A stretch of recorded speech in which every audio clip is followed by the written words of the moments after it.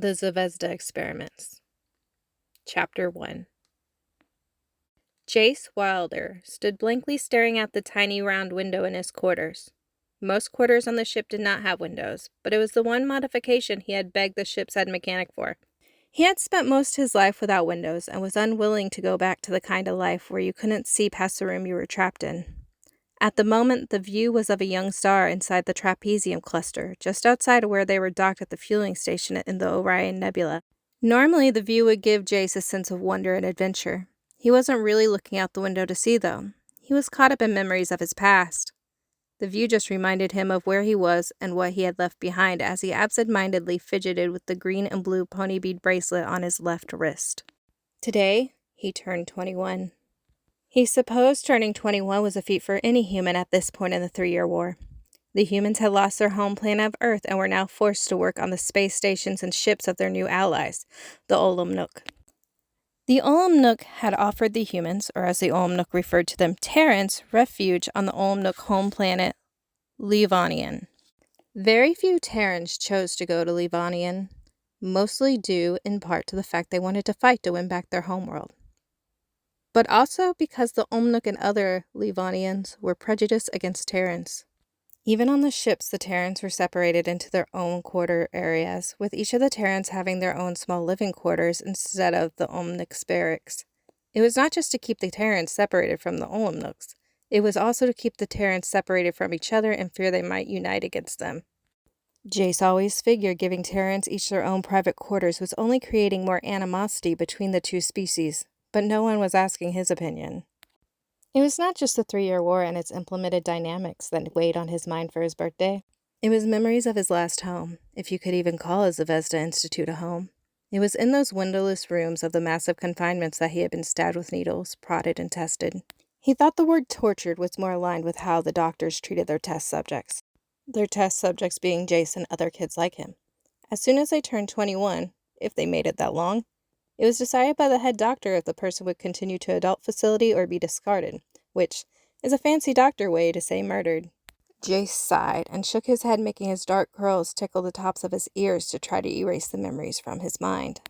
He turned from the small window and began to hunt for his black pilot's shirt to prepare for his shift, not that there were many places to look.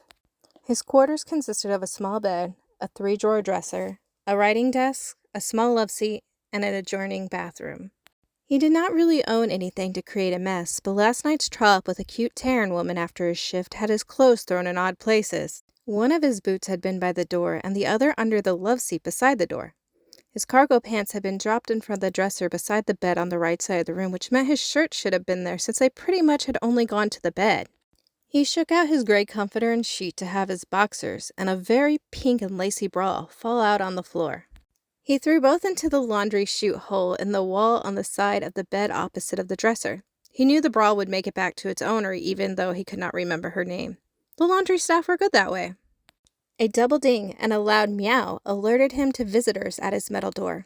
He smirked in its direction. "Come on in," he shouted while crouching down to look under the bed.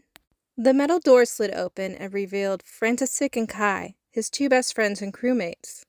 Frantisek held out a small cupcake the color of birch tree bark with chunky bubblegum pink frosting that matched the lacy bra that had just went down the chute.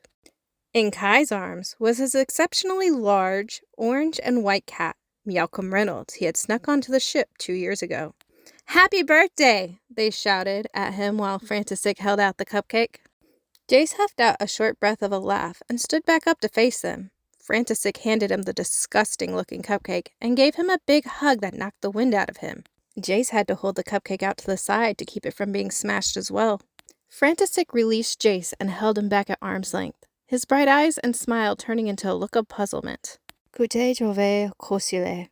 Frantisek asked. After a moment, he realized the translator did not work as it often happened with Terran languages. The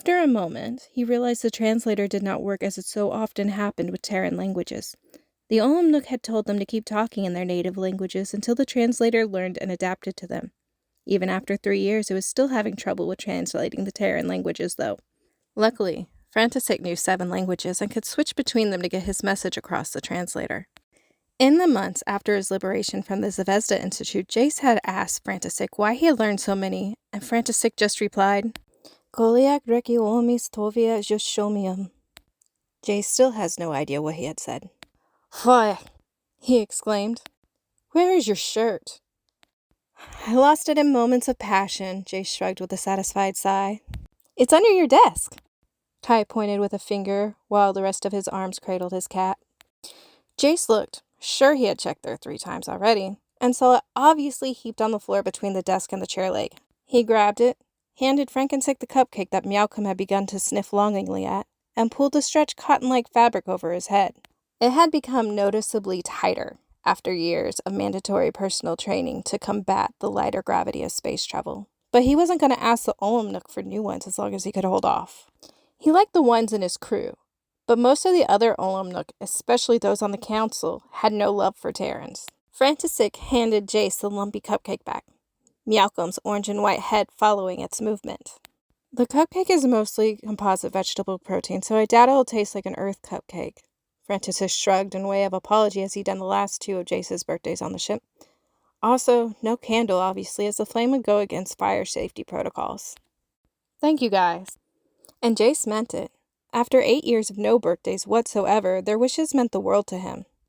I'm sure Kai's cat will love this cupcake. After all, he is the only one who has gained weight since coming on the ship. He barely even floats in 0 gravity. Hey! Kai interjected indignantly. Meowcom Reynolds resembles that remark. His mouth spread into a brief grin that quickly became a large, bright smile, and his eyes crinkled. Kai Woods was the happiest, most excitable person Jace had ever met. He is pretty sure that was why Kai was so thin despite his strong, wiry muscles he had built through PT and yoga. He just used up so many calories by simply radiating joy. Kai was closer to Frantisek's age at 31, but he carried an aura around him that gave him an eternal youth feel. Sometimes Jace forgot that he was younger than him and not the other way around. Even his shoulder-length golden brown curls gave him a cherub look. Frantisek, on the other hand, was a decade and a half older than Jace, and about 1.5 feet taller and twice as wide. Before coming to live on the ship, Frantisek had been solid muscle and a football coach's dream, but the lack of strong gravity was turning him softer. Not in a bad way, in a way that made you picture a teddy bear over a grizzly bear. He was also not so soft now that he couldn't still best 6 men in a fight alone. Frantisek was also his oldest friend, and the one who saved him from the Zvezda Institute 4 years ago. His bright green eyes always reassured Jace that he was out of the Zvezda Institute. There had been almost no one out there with eyes any color than brown and blue, the most common eye colors, just in case anyone went looking for the kids. Aside from a pair of silver-gray eyes that haunted his dreams, Frantisek's eyes were the only color that broke the repetitiveness of those days. Guess where we're going today? Kai asked, bouncing on the balls of his feet excitedly as Meowcom's head bobbed as he stared at Jace's cupcake. Unable to wait for an answer, he shouted, Home! What? Jace was puzzled by what Kai meant by home. We are headed to Earth, Frantisek explained while warily eyeing the bouncing Kai. But we aren't landing.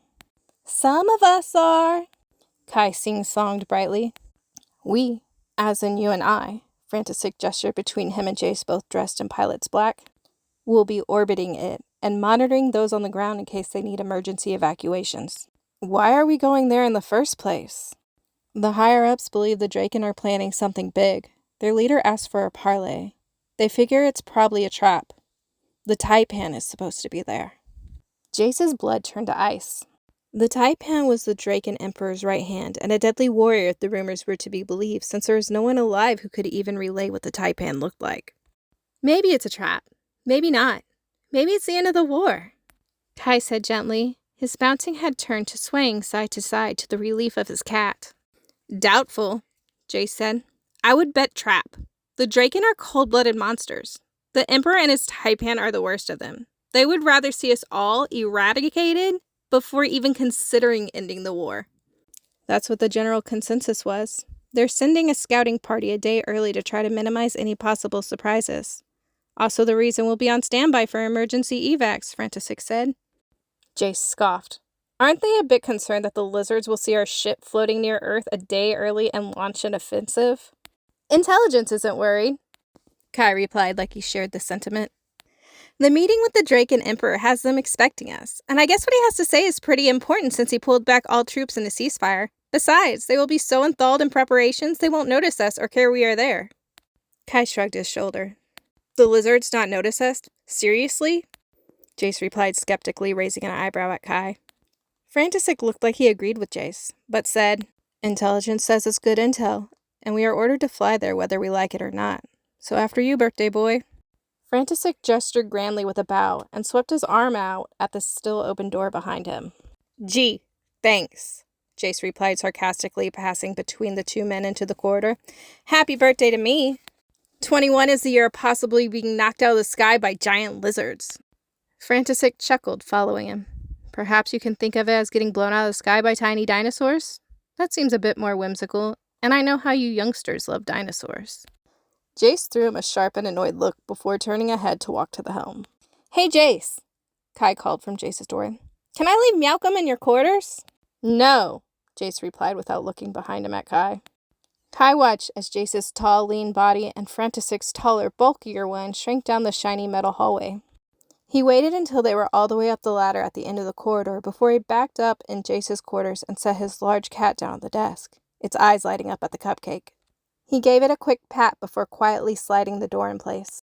Wait for me! Kai yelled, running down the hall to catch up with them.